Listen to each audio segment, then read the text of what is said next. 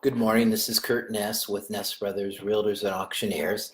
And today we are talking about what to do with our stuff.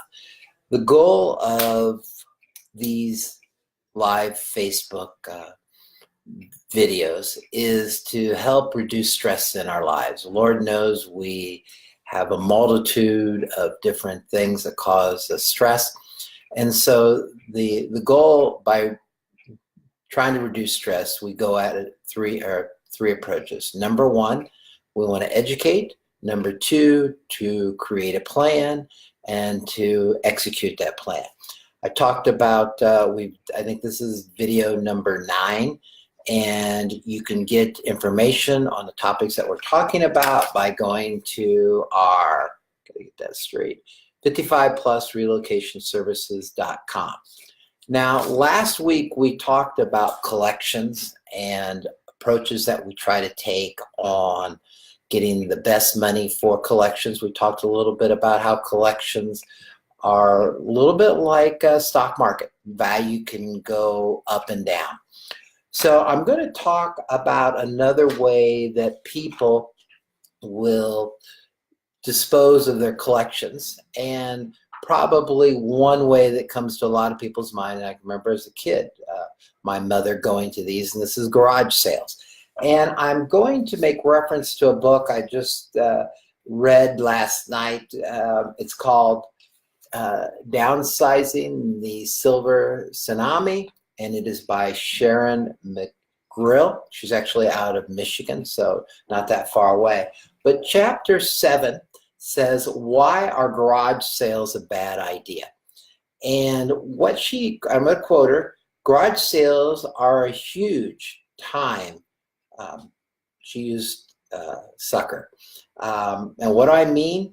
You've got some stuff to sell, you want to keep all the profit, no middleman, I get it.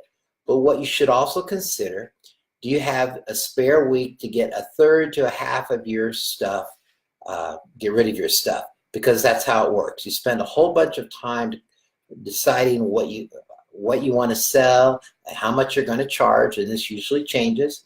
And you set it all up on your home or garage or yard, and then you hope people show up, fingers crossed, and even if you advertise. And then she says, what if it rains? Sometimes they do show up. There's always someone who says they sold 80% of their stuff and made $2,000 in a weekend. This is not usually what happens. It's an illustration of the best case scenario. So think about it. And I've seen it. People have garage sales and they're going to open up at 8 o'clock in the morning. At 7:15, they might have people outside waiting to get the first glimpse of the items. You open the doors at 8 o'clock, they come in, they're going through stuff, and then what does it become? At that point, it always becomes a one-on-one negotiation, because if there are items that they're interested in, you might say you want $5 for this item, and they walk away and they've negotiated you down to $2.50. And imagine every item that you have a price on, people are doing that. That's number one. Number two, a good scenario is this.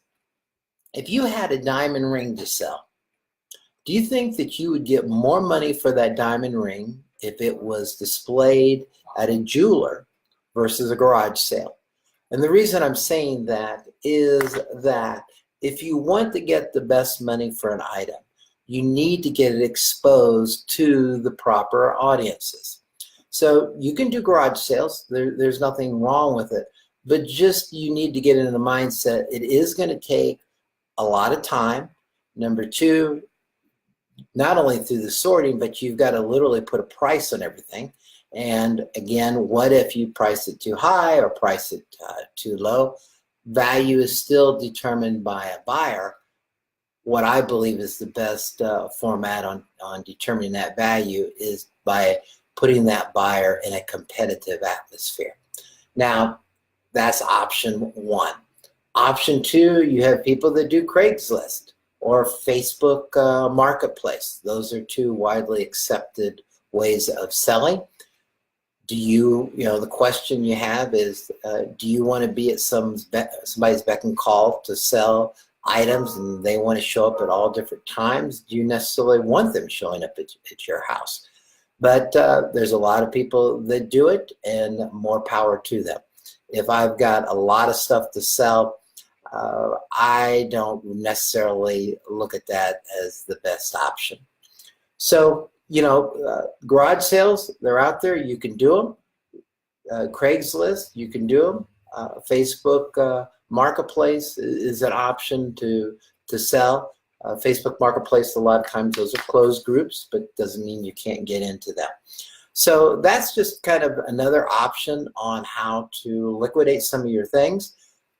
I mentioned when I first started this, it's going to be a work in progress. And I realized that one step that we should have gone over before, and we're going to go over next week, are 3 questions that you need to ask yourself when looking at these items. So hopefully this is some information. I want everybody to have a great week. Also, just to let you know that next week we do have an online auction on an estate that they've moved into Story Point. They've got some very clean furniture. In fact, the spare bedroom bed has never been slept in. And if you're looking for these hospital beds that recline and do every movement angle, we've got 2 of those. So everybody have a great week. And again, this is Kurt Ness with Ness Brothers. Thank you.